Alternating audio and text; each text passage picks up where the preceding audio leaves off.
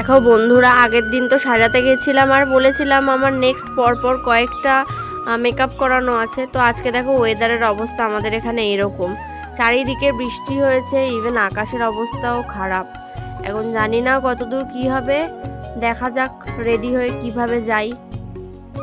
এরপর তো স্নান করে এসে বড় মাকে একটু প্রণাম করে নিলাম, কারণ যে কোনো কাজ শুরুর আগে আমি এটাই করে নিই। তো এখন স্নান করে চলে এসেছি।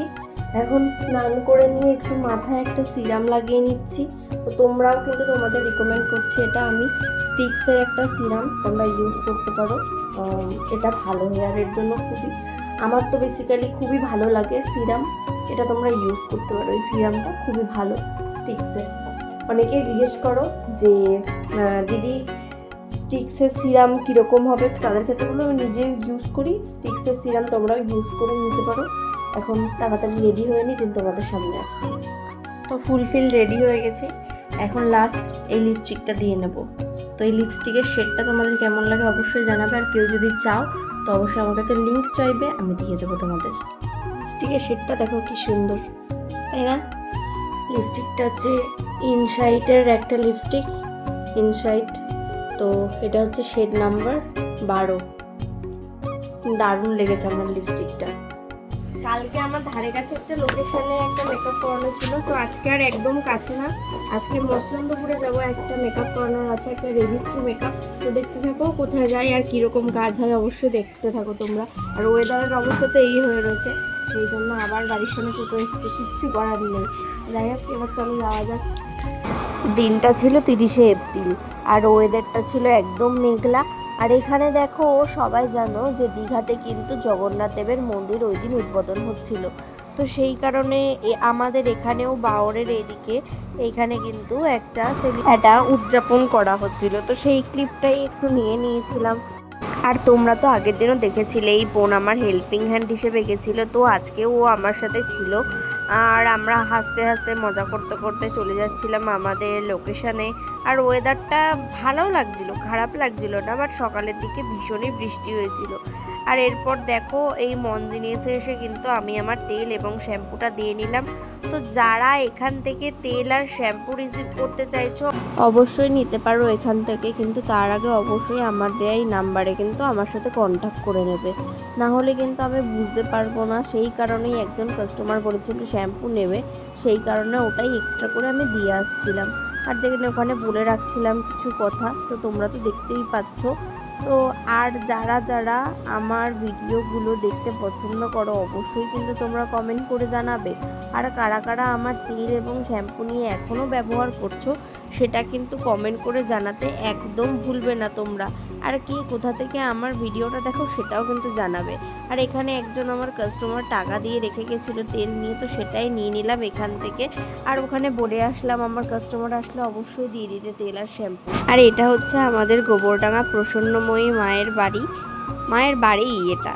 তো এই জায়গাটা ক্রস করছিলাম, এখান থেকে তো ডাইরেক্ট ঢুকে যাব আমরা আমাদের লোকেশানে, তোমাদের পুরোটাই আমি দেখাবো সেটা। আর রাস্তাঘাটের অবস্থা দেখো, পুরো একদম সমুদ্র হয়ে গেছে। এরপর কিন্তু খুঁজতে খুঁজতে ফাইনালি আমরা আমাদের লোকেশানে চলে আসলাম। এরা এই যে দেখতে পাচ্ছ এনারই আজকে রেজিস্ট্রি ছিল। তো দেখতে থাকো ব্লগটা। দিদির সাথে কিন্তু আমার খুবই ভালো সম্পর্ক, কারণ দিদি আগাগোড়াই আমার কাছেই সাজে যে কোনো মেকআপ। এর আগেও আমি দিদিকে এর আগে সাজাতে গেছি, মেকআপ ভালো লেগেছে বলে কিন্তু দিদি আবারও আমাকে বুকিং করেছে। তো দিদির রেজিস্ট্রি আজকে, আর দিদি কিন্তু দিদির শ্বশুরবাড়িতেই ছিল, কারণ রেজিস্ট্রি হচ্ছিল দিদির শ্বশুরবাড়িতেই। আর দিদির এই পাশেই বাড়ি, সেই কারণে ওনার বাড়ি থেকেই বলেছিল যে তুমি এখান থেকে সাজো, সেই কারণে দিদির শ্বশুরবাড়িতে চলে আসলাম ডাইরেক্ট। আর এই যে এনাকে তো দেখে নিচ্ছ, এনাকে ব্লগে দেখা যাচ্ছিল না, সেই কারণে আমি একটু ওনাকে ব্লগে নিয়ে নিলাম। আর এরপর গুটি গুটি পায়ে এগিয়ে গেলাম দিদির শ্বশুরবাড়িতে। আর আমরা তো সত্যি এই যে এত সুন্দর সুন্দর ডেকোরেশন দেখে একদম জাস্ট ফিদা হয়ে গেলাম। দিদির এটা মানে রুমের বাইরেই একটা বসার স্পেস ছিল। ছোট বুনু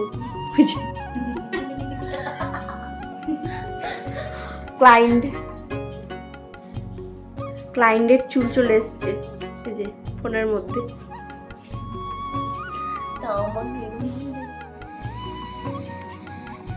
আমরা এসছি এখানে, মানে আমাদের কোনো কাজ নেই, ফালতু ফালতু উল্টোপাল্টা করছি, সবাই মিলে কুটকাচালি করছি। এই যে বসে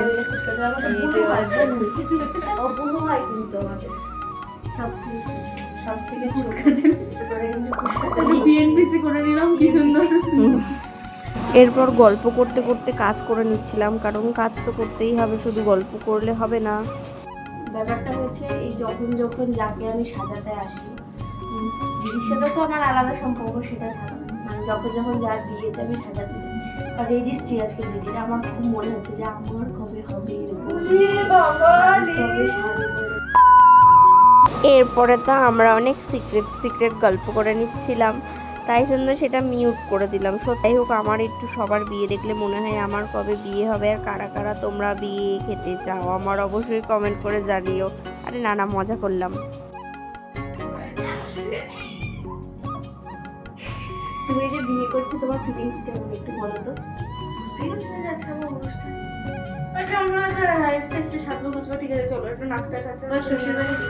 গাইস, এই যে তোমরা যারা যারা আমার ব্লগটা দেখছো তারা, আমি বলি আমার প্রফেশন হেয়ার অয়েল, এটা তো আমার প্রফেশন। এছাড়াও আলাদা একটা প্রফেশন, আমি প্রফেশনাল মেকআপ আর্টিস্ট, ঠিক আছে।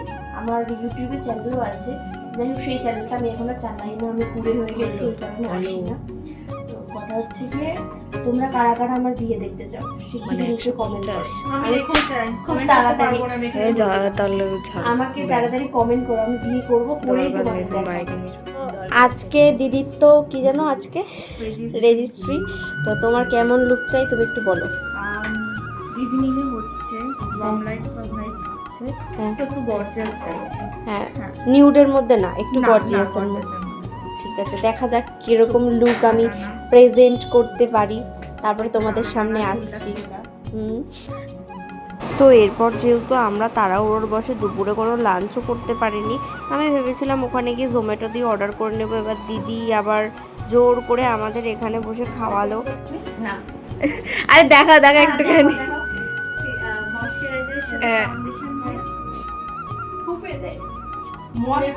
ময়শ্চারাইজারের সাথে ফাউন্ডেশন দিয়ে তারপরে নাকি থুপে দেয়। বাহ, এটা হচ্ছে আমার দিদির বেস্ট ফ্রেন্ড হয়, কিন্তু দেখে একদম বাচ্চা বাচ্চা লাগে, তাই আমরা বুনু বুনু বলে খেপাচ্ছিলাম। তাই বলছিল ময়শ্চারাইজারের সাথে নাকি ফাউন্ডেশন দিয়ে মেকআপ করে নেয়, সেটা নিয়ে আমরা মজা করছিলাম। আর এইদিকে দিদির বেসটা রেডি করার জন্যই কিন্তু আমি প্রিপারেশন নিচ্ছিলাম। তো তোমরা দেখতে থাকো মেকআপটা কেমন হয়। আর তোমরা তো দিদির মুখের থেকে শুনেই নিয়েছো, দিদি কিন্তু একটু গর্জিয়াসের মধ্যেই লুকটা চায়, তাই আইটা কিন্তু এই হালকা একটু পিঙ্কি শেডের মধ্যেই রাখছিলাম, কারণ গ্রিন শাড়ির সাথে এই পিঙ্কি শেডের আইটা বেশ ভালো লাগছিলো দিদির মুখে। আশা করি তোমরা দেখতে পাচ্ছ। আর আমার মেকআপগুলো তোমাদের কেমন লাগে অবশ্যই তোমরা একটু কমেন্ট করে আমাকে জানিও, কারণ আমার বিজনেসের পাশাপাশি তো আমি মেকআপ আর্টিস্ট, তোমাদের বললাম, জানালাম ফার্স্ট টাইম। তো সেখানে আই মেকআপটা করে নিচ্ছিলাম, আর এই ব্যক্তিকে একটু নিয়ে নিচ্ছিলাম। বিশ্বের ফাজিল দেখছো তোমরা, বিশ্বের ফাজিল শেষে বসে আমরা। আর ফোনটা আসার কোনো টাইম পায় না, যখন আমরা ভিডিও ডাউন করি তখনই আসবে, কাদের ফোনটা। আর এরপর কিন্তু বক বক করতে করতে দিদিকে প্রায় রেডি করে ফেলেছিলাম। আর ওই দিন না, সত্যি বলতে ফুলের একদম আকাল পড়ে গেছিল দিদি। আর এই যে দেখতে পাচ্ছ, ইনিই কিন্তু তার হবু। এদিন ব্যাপার হয়েছিল, দিদি ভেবেছিল ওপেন হেয়ার স্টাইলের মধ্যে রাখবে, কিন্তু ভালো লাগছিল না, সেই কারণে আমি বললাম এই ফুল দিয়ে আমি যে কোনোভাবে খোপা আজকে করেই দেবো। তাই কোনো রকমভাবে চুলটাকে আটকে দিলাম, আর এরপরে কিন্তু ফুলের পাপড়ি দিয়ে আমি পুরো খোপাটাকে, দেখো এবার করে ফেলবো কীভাবে, কোনো রকমভাবে খোপাটা তো করে দিয়েছিলাম, কিন্তু খোপাটা করার পরে সত্যিই ভালো লাগছিল। তোমাদের লাস্ট ফিনিশিংটা আমি দেখাবো। আর এরপরে গল্প করতে করতে দিদির খোপাটা কিন্তু আমি রেডি করে নিচ্ছিলাম। এত কাজের সেজে এখন একটু শেষে, সরি আমি তুতলে যাচ্ছি, একটু কোল্ড ড্রিঙ্কস খাচ্ছি, লাল খাওয়ার জন্য। ও এর থেকে বড় কিন্তু আমি করবো না। হ্যাঁ হ্যাঁ, যে রিয়েল ছিল তাকে হয়ে গেছে, ইনি হচ্ছে ফলস, ইনি হচ্ছে ফলস। এনাকে এখন একটু হেয়ারটা করে দেওয়া হচ্ছে। এবার আসি একটু আমার মানে যে মেন রয়েছে ব্রাইট, তার একটু রিভিউ নিই, ঠিক আছে। এদিকে এদিকে আসো। তো মা দিদি যেরকম লুক চেয়েছিল, এবার দিদির কাছে রিভিউটা শুনে নেওয়া যাক কেমন লাগলো আমার মেকআপটা। যেরকম চেয়েছিল সেরকম তো। আজকে দিদির স্পেশাল ডে, জানি না কতটা স্পেশাল করতে পেরেছি, যে মেকআপ করেছে মানে যাকে করেছি সেই জানে। তো একটু আইটা ক্লোজ করো। তো আই মেকআপটা একদম হালকার মধ্যে ছিল, ঠিক আছে। আর হেয়ারটা একটু দেখাও। ব্যাপারটা হচ্ছে দিদি ভেবেছিল হেয়ারটাকে ছেড়ে দেবে, কিন্তু আমি বললাম যে না তুমি ইয়ে করো। দেন আমি এই কলকাপটা করলাম, মানে একদম ফুল শর্ট ছিল, ওই ফুলটাকেই কেটে কুটে কোনো রকমভাবে কাটছাট করে দিয়েছি। যাই হোক, আর নর্মালি শাড়িটা পরেছিল। তো তোমরা সবাই জানিও দিদিকে কেমন লাগছে, আর দিদির জন্য কিন্তু অনেক অনেক গুড উইশ তোমরা করো, যেন দিদির আগামী জীবন আরও সুখের হয়।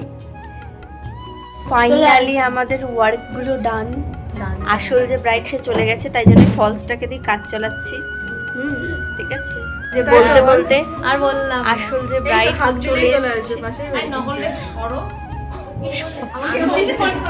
এরপর কাজ শেষ করে বেরিয়ে গেলাম, ততক্ষণে কিন্তু লোকজন আসাও স্টার্ট করে দিয়েছিল। আর এখান থেকে বেরিয়ে যাচ্ছে, এই সময় ওয়েদারটা অনেকটাই ঠিক হয়ে গেছিলো, কিন্তু ঠান্ডা ঠান্ডা ছিল। আর এরপর তো আমাকে আর বোনকে নিতেও চলে এসেছিলো, তাই জন্য আমরা দাঁড়িয়েছিলাম চলে যাব সেই কারণে। আর সত্যি বলতে মেকআপ আর্টিস্টদের এই এক সমস্যা, এক টানা দাঁড়িয়ে কাজ করা এই যে ভীষণ কষ্টকর এক ব্যাপার। আর সত্যি বলতে এদের সাথে এনজয়মেন্ট করতে করতে কাজ কখন শেষ করে ফেলেছি নিজেরাই বুঝতে পারিনি। এরপর টাটা বাই বাই করে বেরিয়ে আসলাম আর চলে গেলাম বাড়ির দিকে। তো আজকের ব্লগটা ছিল এটুকুই, দেখা হচ্ছে নেক্সট ব্লগে। তোমাদের আজকের ব্লগটা কেমন লাগলো অবশ্যই কিন্তু কমেন্ট করে জানিও।